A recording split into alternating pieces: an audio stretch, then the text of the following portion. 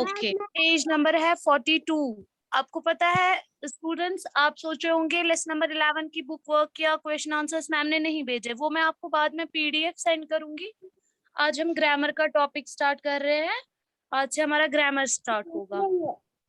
तो हमारा ग्रामर में जो T2 में सिलेबस है वो प्रपोजिशन है। और सबसे पहले मैं आपको बताती हूँ कि इसकी डेफिनेशन क्या है। प्रपोजिशन एक ऐसा वर्ड है जो हमें रिलेशन शो करता है। क्या करता है? शो रिलेशन, जिससे हमें रिलेशन पता चलती है या फिर पोजीशन पता चलती है। ठीक है। Proposition is a word which shows the position of one thing in relation to another. अस्सलामुअलैकुम मैम। वालेकुम अस्सलाम। आप अपनी इंग्लिश ग्रामर बुक खोलिए, पेज नंबर 42। ठीक है।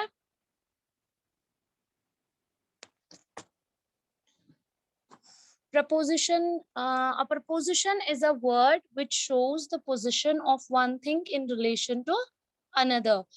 In other words, a preposition tells us where a thing, person, or a place is. It is generally placed before a noun or a pronoun. तो ये जो preposition है ये एक relation showing word है। जैसे noun क्या है? Naming word। और pronoun noun replacing word। इसी तरीके से preposition क्या है? एक रिलेशन शोइंग वर्ड है।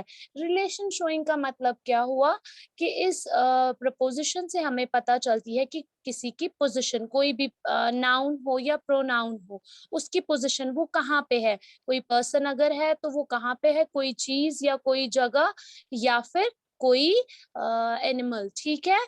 तो इससे हमें क्या पता चलता है? प्रपोजिशन से, प्रपोजिशन से हमें पोजीशन पता चलती है नाउन की या फिर प्रोनाउन की।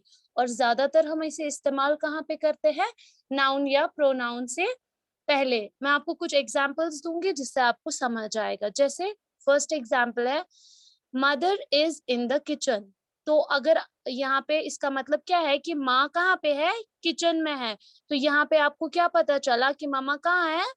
She is in the kitchen. ये जो इन हमने यूज किया ये है प्रपोजिशन। इससे हमें क्या पता चला कि मामा कहाँ पे है? मामा किचन के अंदर है। आई राइट विद अ पेंसिल। मैं एक पेंसिल से लिख रहा हूँ। तो अगर आपको कोई बोलेगा आप किससे लिख रहे हो, आप बोल सकते हो आई राइट विद अ पेंसिल। ये जो विद है ये प्रपोजिशन है। इससे पता चला कि आप किससे लिख रहे हो, कहाँ पे है कोई चीज, अगर है कोई पर्सन है, नाउन हो या प्रोनाउन, उसकी पोजीशन हमें पता चलती है प्रपोजिशन वर्ड से। इसी तरीके से कभी आपको टीचर बोलता है, जब हम क्लास में होते थे तो आपको बोलता था टीचर जरा बोर्ड की तरफ देखो, तो हम क्या बोलते थे? Look at the board. उस टाइम आपको क्या करना होता था? आपकी पोजीशन किस तरफ होनी चाहिए थी? बोर्ड की तरफ। ठीक है। We sit on the bench. हम बेंच के ऊपर बैठे हैं। तो हम कहाँ पे हैं? We are on the bench. ठीक है स्टूडेंट्स। तो ये था इसका इंट्रोडक्शन। बाकी इंशाल्लाह हम कल करेंगे, लेकिन फिलहाल आप मुझे बताइए आपको इंट्रोडक्शन समझ आया कि नहीं? मैम हाँ, मैम मुझे 42 में ये है। इसके पेज नंबर 42 जब आपने निकाला ना तो 43 वाले साइड से था प्रीपोजिशन। टर्न करो, ये यहाँ इस पेज से देखो। हाँ ये है ना, एक यस सेकेंड। मैम। ये दिस वन, हाँ यही है 43।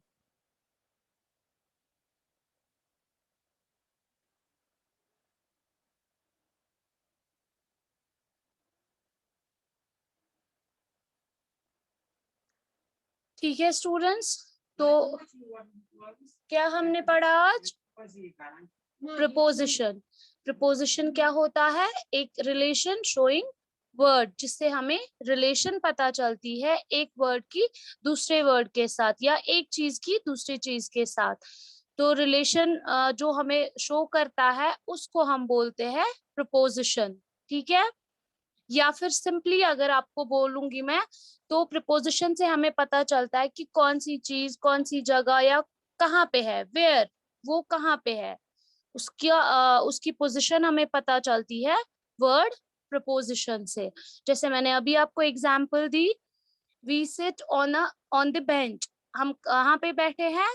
हम बेंच के ऊपर बैठे हैं। तो यहाँ पे जब मैंने ऑन यूज किया तो ऑन से आपको क्या पता चला, हम बेंच पर, ये जो वर्ड पर है ये ऑन का मीनिंग है, तो हम कहाँ पर बैठे हैं, we are on the bench.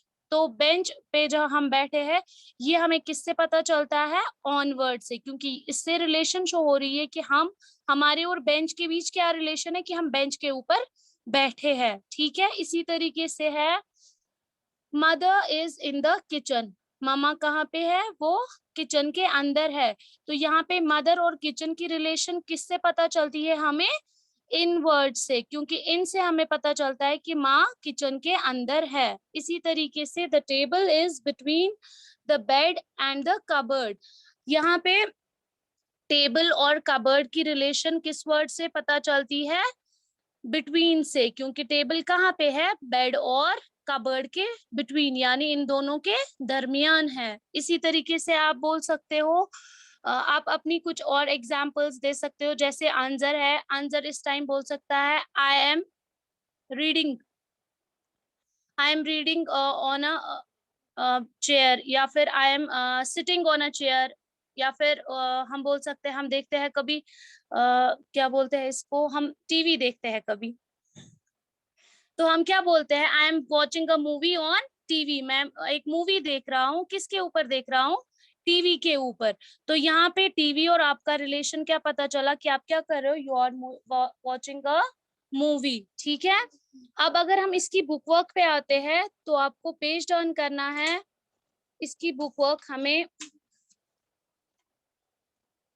यहाँ पे है, इसी के पास अगर आप देखेंगे जहाँ पे हमें एग्जाम्पल्स देके है, वहां पे ही हमें वो वाले वर्ड्स को अंडरलाइन करना है जो जो प्रपोजिशन है। जैसे प्रपोजिशन में कौन कौन आता है, in, at, on, with, to, between, ये सारे वर्ड्स क्या है, ये सारे वर्ड्स प्रपोजिशन है।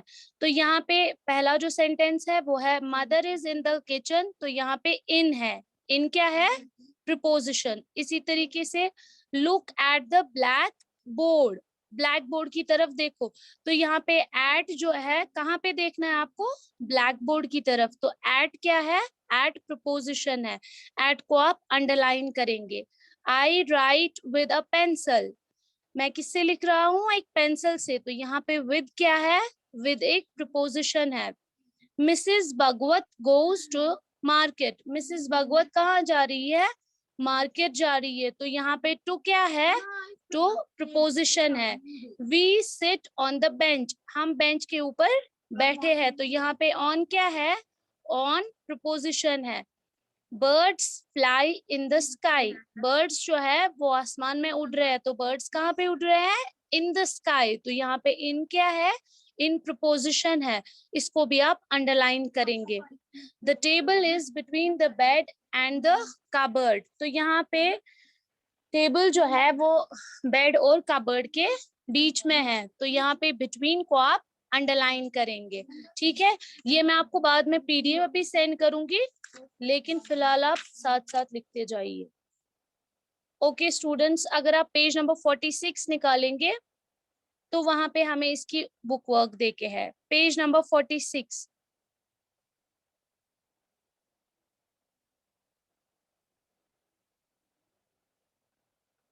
निकाला, 4646।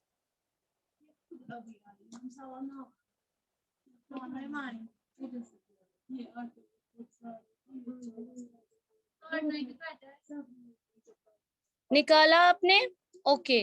तो यहाँ पे हमें क्या करना है, identify the propositions in the given sentences and underline them, follow the example.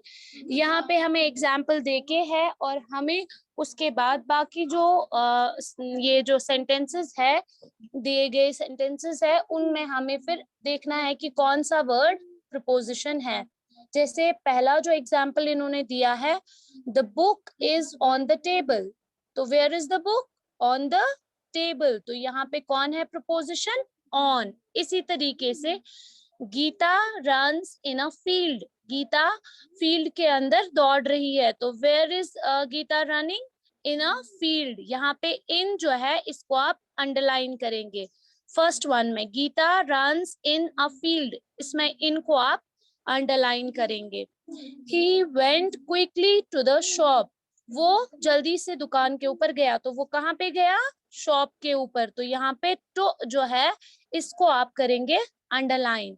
इसी तरीके से है singer sings on the stage, singer जो है वो कहाँ पे गा रहा है, स्टेज के ऊपर, तो यहाँ पे ऑन को आप अंडरलाइन करेंगे, वो है प्रपोजिशन, क्योंकि उससे हमें पता चल रहा है कि सिंगर कहाँ पे है, he is on the stage. Okay, dancer dances to the music tune, dancer जो है वो म्यूजिक ट्यून के ऊपर डांस कर रहा है, तो वो किसके ऊपर डांस कर रहा है, म्यूजिक ट्यून के ऊपर, तो यहाँ पे टू को आप अंडरलाइन करेंगे। We go to school by bus, हम स्कूल कैसे जाते हैं, हम जाते हैं बाय फुट, लेकिन यहाँ पे एग्जाम्पल देके है we go to school by bus, तो हम आप किससे स्कूल जाते हो, बाय बस, तो यहाँ पे आप बाय को करोगे underline.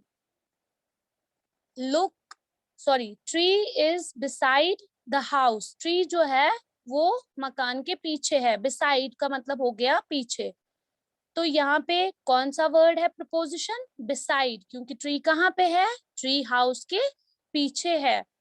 Bank is near the school, bank जो है वो स्कूल के नजदीक है, तो यहाँ पे बैंक कहाँ पे है, नियर द स्कूल, यहाँ पे नियर है प्रपोजिशन। जैसे आपको कभी बोलते हैं आप कहाँ पे रहते हो, आप बोलते हो आई लिव एट सैदा कदल, फिर बोलते हैं जरा वहां पे कोई नजदीक जगह, तो आप बोलते हो नियर मस्जिद या नियर पुल, तो वो जो नियर है वो बन जाता है प्रपोजिशन, क्योंकि उससे पता चलता है आप कहाँ रहते हो, वेयर। जब आप बोलते हो आई लिव एट सैदा कदल, तो एट भी बन जाता है प्रपोजिशन, ठीक है।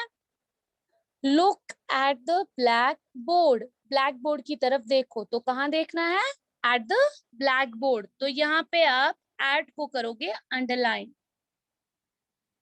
She is lying in her bed, वो अपने बेड के ऊपर लेटी हुई है, तो where is she lying, she is lying in her bed, तो इसमें आप इन पे करोगे अंडरलाइन।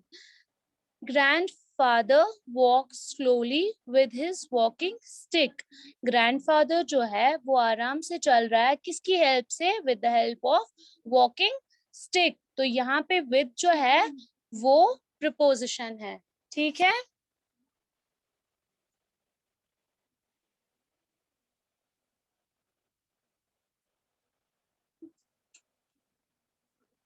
स्टूडेंट्स मैं आपको शेयर करती हूँ ये बुक वर्क, आप साथ साथ इसको कॉपी कीजिए।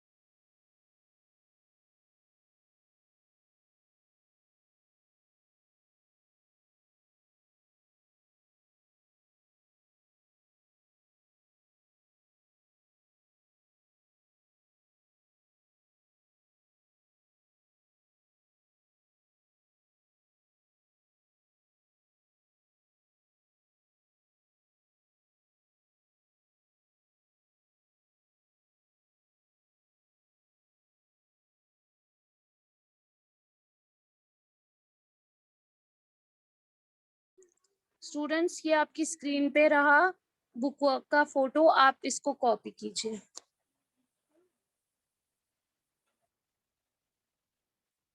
जो जो वर्ड्स मैंने अंडरलाइन किए हैं वही आपको भी अंडरलाइन करने हैं, ठीक है, तो आप आराम से कीजिए।